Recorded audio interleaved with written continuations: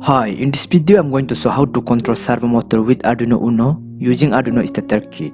This project explains how to control servo motor using inbuilt library of Arduino IDE. For making this project we need Arduino Uno, which speaks on Arduino base plate, battery holder with 6 AA battery, male DC jack connector and switch, servo motor, 3 male to male jumper wire, and USB A to B cable. Plot this diagram for connection.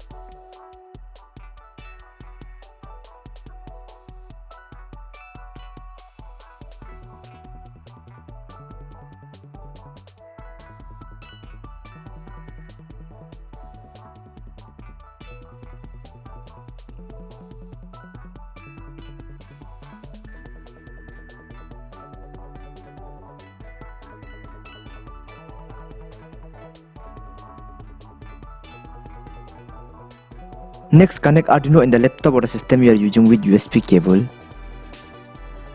Now let's see the sketch of this project. In this project we need to use library named servo.h, which is servo header file. This is inbuilt library within Arduino IDE. First we create a variable servo_1 using keyword servo, which is to define the pin that is to control the servo. Inside the void setup, we use a keyword attach, which is declaring which pin of Arduino to control the servo motor. Here we are using digital pin 3. And inside the void loop, we use keyword right and set 45, which is to rotate the servo motor 45 degrees, and use the delay function to wait for 1 second. And again use keyword right and set 90, which is to rotate back in the initial position of the servo motor, and use delay function to wait for 1 second. And now upload the code.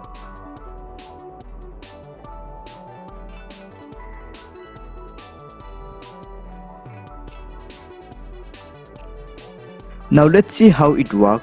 When you switch on the power supply, servo motor will rotate 45 degrees and wait for 1 second, and rotate back to the initial position of the servo motor and wait for 1 second. This loop will continue until you switch off the power supply.